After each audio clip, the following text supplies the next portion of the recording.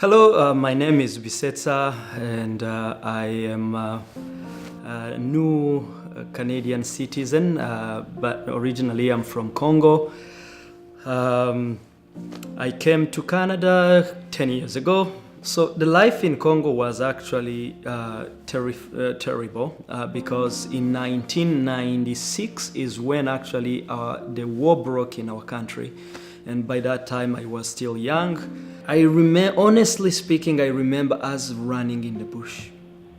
That is the most of the memories that come in my mind, and it was actually a terrible experience because sometimes you would wake up in the middle of the night and you're running. Sometimes when you got no clothes on, you have probably the pajamas, what we call pajamas here, and so you would run separately from your parents or your family, and therefore when you come back and then the next day or in the morning, you are, nobody knows where each other was, not knowing whether you're gonna leave today or tomorrow, and that led me to actually leave the country because of you're crying for leaving home, but again you're saying this is good for me because that's a safe thing to do. You're leaving because you have no choice. To be honest, I didn't know where I was going.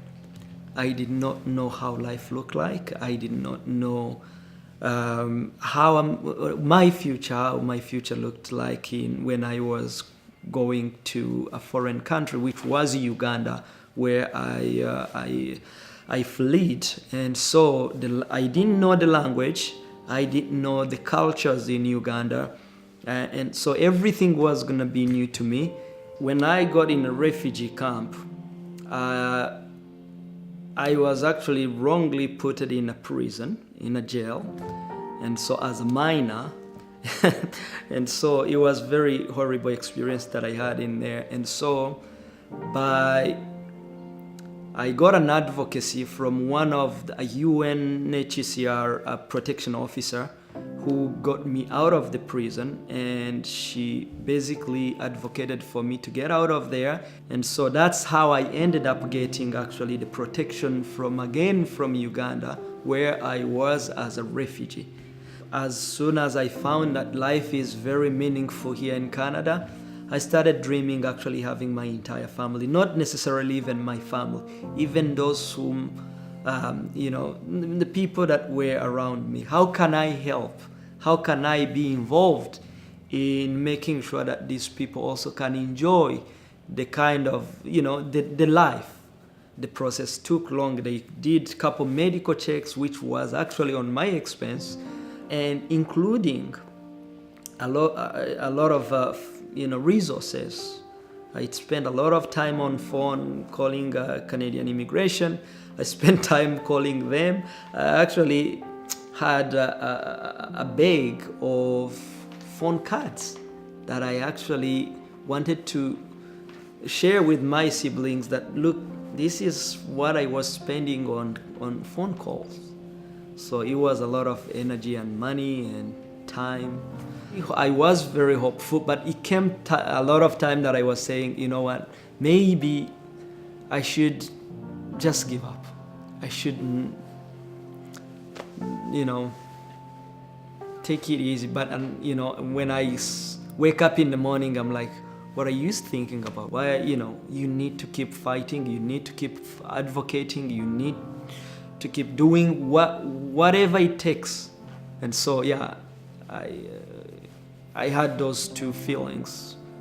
You just give up because there's a lot of things getting involved, but again, the other mind is telling me, you know what, it's worth of keeping trying.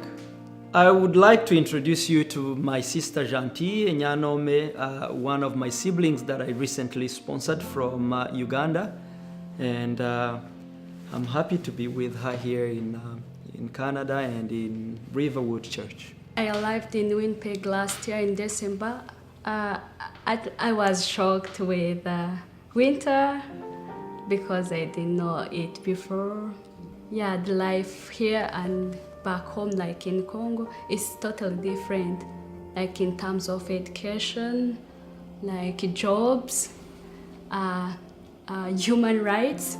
Like we don't have like human rights in Congo as I do here.